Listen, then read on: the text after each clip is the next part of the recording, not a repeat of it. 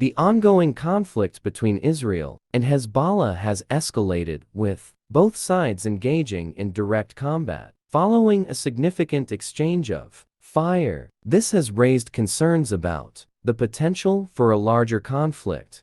Hezbollah, the Lebanon-based militant group, has been in a protracted conflict with Israel since the latter's military action in Gaza began after an attack by Hamas. The group has launched missiles and drones into Israel, which has responded with airstrikes and artillery fire into Lebanon. Recently, Israel announced that it had targeted Hezbollah positions and infrastructure in southern Lebanon, including Al-Rayhan, Kafr, Killa, Kafar, Chauba, and Shabaa. The intensification of hostilities between Israel and Hezbollah, Iran's primary proxy militia, has heightened fears of a miscalculation that could lead to greater destruction in both Lebanon and Israel. In Gaza, the Israeli military has continued its operations, conducting over 25 airstrikes targeting various military sites, weapons depots, and underground facilities. These included an attack on a rocket launch site in Khan Yunis and a strike against a vehicle transporting Hamas militants in central Gaza. Efforts by Western nations, particularly the United States, to prevent a full-scale war between Israel and Hezbollah have been ongoing since the conflict's inception. Despite these efforts, the two fronts remain linked, with Hezbollah's most profound incursion into Israel since October occurred on Tuesday, targeting an infantry brigade headquarters in Acre as retaliation for the killing of a Hezbollah engineer by Israel. Israel's military reported intercepting two aerial targets off its northern coast. Following this, Israel claimed to have hit 40 Hezbollah targets in the Lebanese town of Ata Ash-Shab. A previous attack by Hezbollah targeted an Israeli location in Arab El Aramshi, employing guided missiles and drones in retaliation for the deaths of two Hezbollah members at the hands of Israel.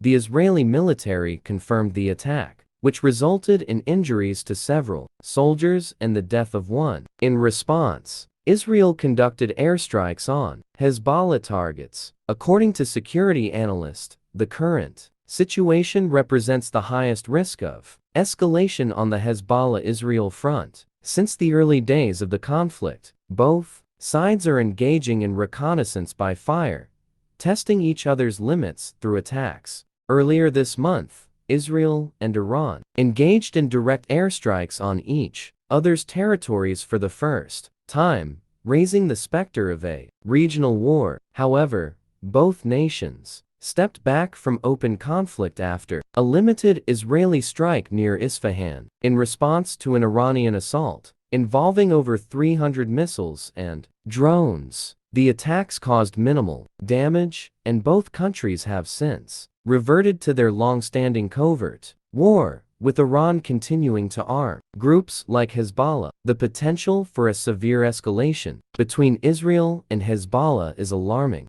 given the catastrophic consequences of their last war in 2006. During that conflict, Israel bombed Beirut's airport, and Hezbollah launched missiles deep into Israel, resulting in over 1,100 deaths in Lebanon and around 120 Israeli soldiers, along with more than 40 Israeli civilians. Since then, both parties have significantly strengthened their military capabilities. Israel has acquired advanced air defenses and warplanes from the US, while Hezbollah has obtained new missiles and other weapons from Iran. Hezbollah also boasts a large number of experienced fighters and an extensive tunnel network in southern Lebanon. Hezbollah's arsenal, estimated at 150,000 artillery rockets and ballistic missiles in 2015, has likely grown, although the exact size remains undisclosed, to maintain a strategic edge. Despite the threat of widespread destruction,